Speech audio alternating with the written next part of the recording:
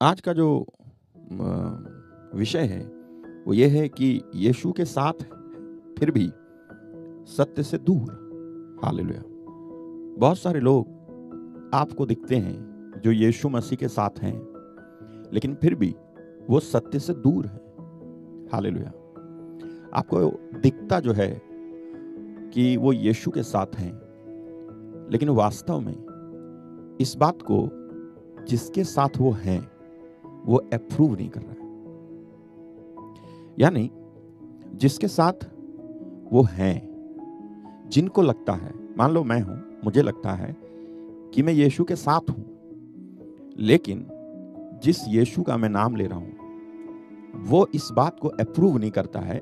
मेरे कुछ लक्षण ऐसे हैं, मेरी कुछ बातें ऐसी हैं, मेरी कुछ हरकतें ऐसी हैं, मेरी कुछ भावना ऐसी है, मेरे कुछ विचार ऐसे हैं, मेरी कुछ सोच ऐसी है, मेरे कुछ रास्ते ऐसे हैं, मेरे कुछ चलना ऐसा है, मेरे कुछ निर्णय ऐसे हैं, जिसकी वजह से यीशु मसीह इस बात को पहचानता नहीं है कि सच में ये व्यक्ति मेरे साथ में है, कि यीशु के साथ हैं फिर भी सत्य से दूर है। हमें इस समय में, इस युग में, देखो आपको एक बात बताऊं, बहुत जल्द ये टाइम समाप्त हो जाएगा जो थोड़ा बहुत लोग सुनते हैं ना परमेश्वर का वचन, वो उनमें रुचि कम हो जाएगी। आप अपना ख्याल रखना, आप अपने बारे में सावधान रहना, क्योंकि जिस समय अभी तो है ये चीज, आप देखो ये धीरे धीरे चढ़ रही है लोगों के ऊपर। ये चीज एक उबने वाली स्थिति में व्यक्ति पहुंच रहा है, एक नएपन की खोज में व्यक्ति पहुंच रहा है। उसको वही चीज जो वो सुनता आया है, यीशु मसीह कई लोगों को पुराने लगने लग गए हैं। अगर आप इस बात से बेखबर हो तो आप बड़े भूल में हैं। कई लोगों के लिए यीशु मसीह पुराने हो गए।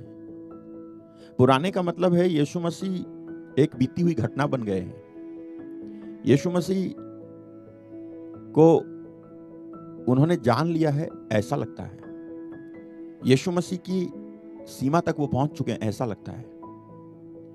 और धीरे धीरे आप देखोगे कि लोगों के अंदर परमेश्वर के वचन को सुनने की क्षमता बचेगी नहीं। ये कुछ ऐसा होगा जैसे जब चेले लोग यरूशलेम से एमाउस जा रहे थे तो यीशु मसीह उनके साथ थे, लेकिन फिर भी वो सत्य से दूर थे। वो चेले सत्य से और इस सत्य से दूर थे कि यीशु मसीह जी उठे। जब तक कि यीशु मसीह ने खुद उनकी समझ ना खोली और जब तक कि यीशु मसीह ने खुद उनको ना समझाया, तब तक वो समझ नहीं पा रहे थे।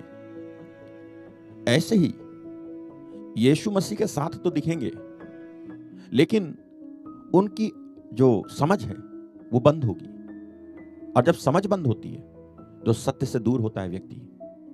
हालेलुया। तो बात ये नहीं है कि लोगों को इंफॉर्मेशन नहीं है इसलिए उनकी समझ बंद है। इंफॉर्मेशन, कौन सी इंफॉर्मेशन? परमेश्वर के वचन की इंफॉर्मेशन, परमेश्वर के वचन से इंफॉर्मेशन, आमुक विषय के बारे में, किसी बात के बारे में, किसी चीज के बारे में सारी इंफॉर्मेशन उनको है। और तो और ये तो बैधा बिलल्ला भी अपने हृदय के अंदर जानता है कि ये सही है और ये गलत है। तो बाइबल पढ़ने वाले और चर्च जाने वाले तो ज्यादा जानते हैं। समझ इसलिए बंद होती है क्योंकि हमारे पास जो जो प्री एग्जिस्टेड बिलीफ होता है ना, यानी पहले से ही जो बिलीफ सिस्टम अस्तित्व में है, उसके प्रति जो लगाव है ना मेरा, उस लगाव के कारण मेरी समझ बंद होती है, ना कि उस इंफॉर्मेशन की कमी की वजह से जो वचन से मिल रही है उसकी वजह से समझ बंद होती है। आप ध्यान से सुनना, यीशु के साथ लेकिन सत्य से दूर होने की वजह क्या होती है? वो वजह होती है परमेश्वर के वचन से चूकना। हालेलुया। सुनने से चूकना। वचन सुनने से हम कैसे चूकते हैं? You are at the same time listening to me and doing something else over there. आप मुझे सुन रहे हो, लेकिन सुनते सुनते साथ में कुछ और भी कर रहे हो। जो अटेंटिव होके नहीं सुन रहा है, उसको शैतान बहुत आसानी से एक दो शब्द नहीं बल्कि 100 से अधिक शब्द में भी उसको स्किप करा सकता है कि जो इंपॉर्टेंट होगा उसके लिए वही लाइनें वो नहीं सुनेगा।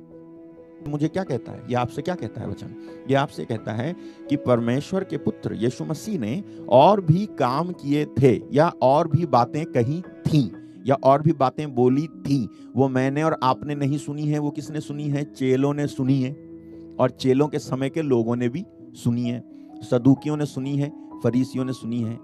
तो बहुत सी ऐसी बातें थीं जिसे बोला था यीशु मसीह ने। हालेलुया, सुना आपने? तो उन्हें मैंने और आपने तो नहीं सुना, लेकिन चेलों ने तो सुना। अब जब चेलों ने सुना कहता हूं तो चेलों में नाम आता है यहूदा का भी।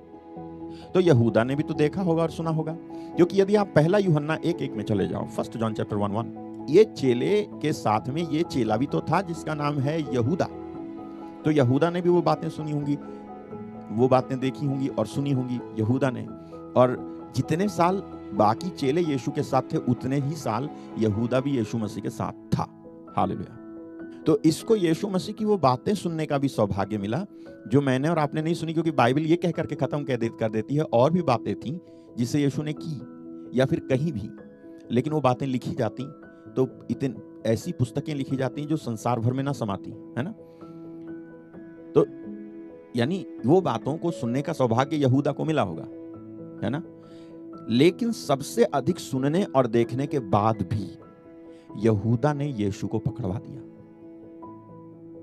और यहूदा अगर वचन सुनने से नहीं चूका, हालेलुया, जब यीशु कहते थे ना जिसके सुनने के कान हो सुन ले, तो वो केवल पब्लिक के लिए नहीं था, वो इन चेलों के लिए भी था। हो सकता है सीधे सीधे यहूदा के लिए भी था। यहूदा को लगता होगा पब्लिक के लिए है, और यीशु को लगता था पब्लिक के लिए नहीं है, ये यहूदा के लिए।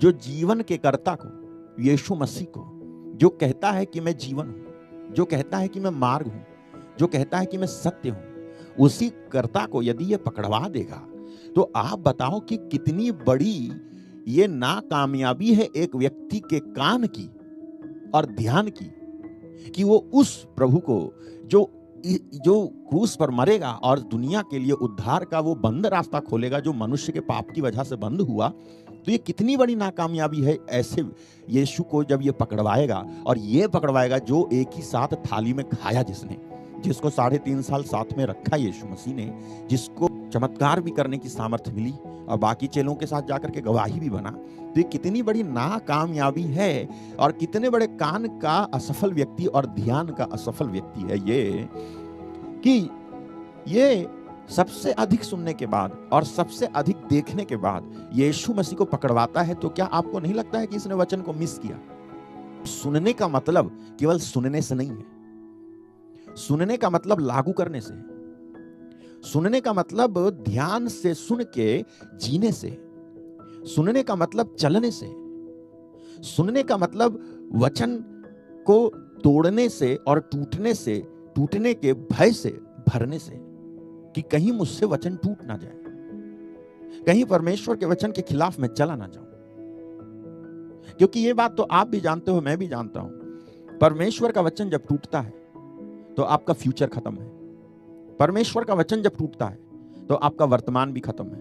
परमेश्वर का वचन जब टूटता है तो आपका बीता हुआ कल भी खत्म है। आप न्याय की श्रेणी में खड़े कर दिए जाओगे। यीशु ने खुद कहा था, जिन वचनों को मैंने सुनाया है मैं नहीं करूंगा न्याय तुम्हारा, जिस वचन को मैंने सुनाया है उसी से तुम्हारा न्याय होगा। जिसको मैंने बोल दिया है, जिन जिन बातों को मैंने बोल दिया है, उन बातों के अनुसार ही तुम्हारा न्याय होगा। तो आप जरा सोचिए ये कितनी भयानक बात हो सकती है उस एक व्यक्ति के लिए जो वचन को मिस करता है। आपके भटकने और किसी के भटकाने में एक चीज कॉमन है, फ्री विल, स्वतंत्र इच्छा।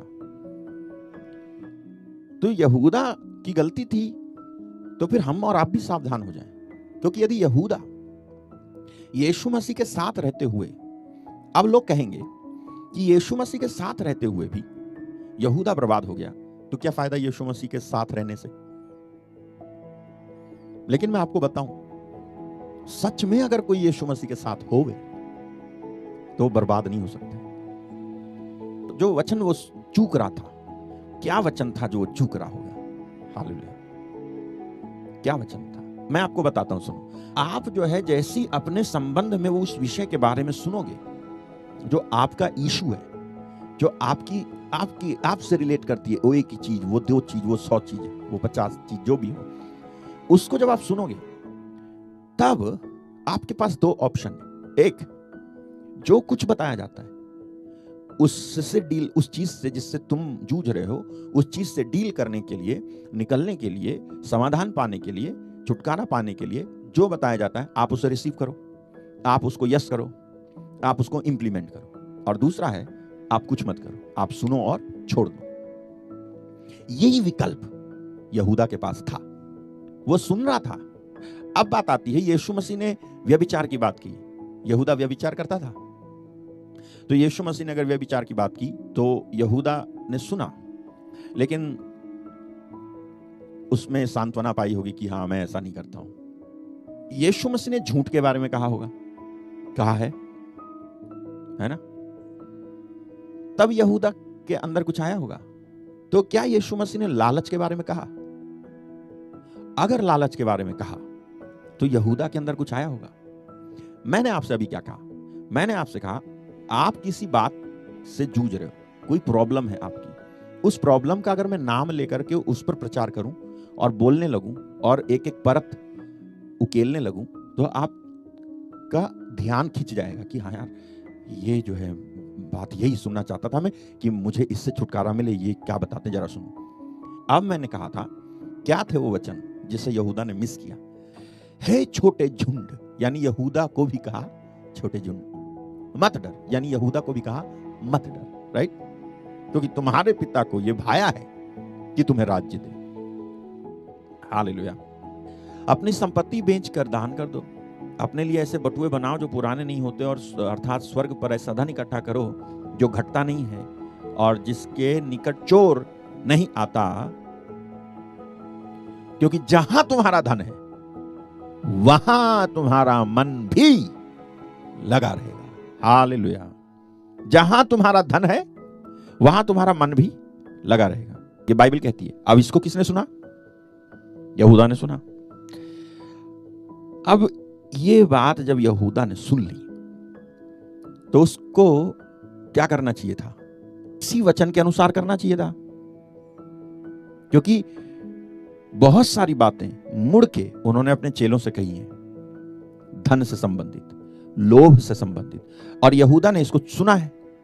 जब यहूदा ने इसको सुना है तो यहूदा को इसको मिस नहीं करना है, लेकिन यहूदा इस वचन को, टोटल पैसेज को मिस कर देता है, को भी 22 तक, इस आयत को भी वो मिस कर देता है। इस आयत में तुम्हारे पास जो है थोड़ा, उसमें ईमानदार रहो, बेईमानी ना लाओ, उसकी बात कर रहे थे यीशु मसीह, और इस बात को भी इसने सुना, इसको भी ये जो है मिस कर देता है।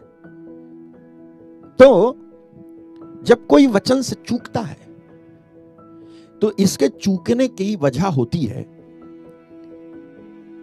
एग्जिस्टिंग बिलीफ सिस्टम, पहले से ही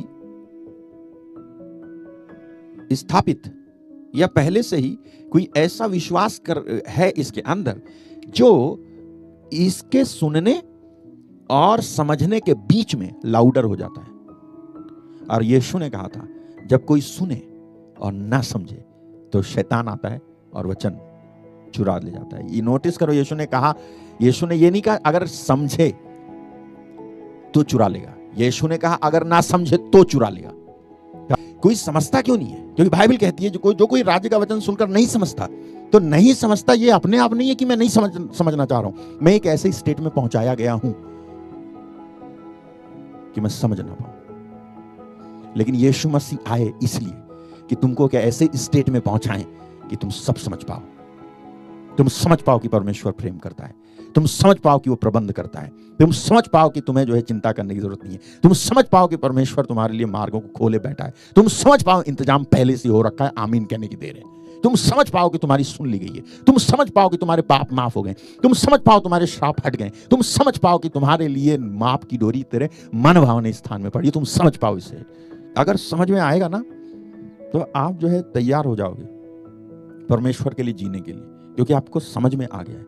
लेकिन क्योंकि समझने वाली बात थोड़ा टाइम लेती, समझदारी आने में, सुनी हुई चीज समझदारी बनने में टाइम लेती है। टाइम इसलिए लेती है, और उतना ही लेगी टाइम जितना देर तक आप किसी पुराने विश्वास में रह चुके हो।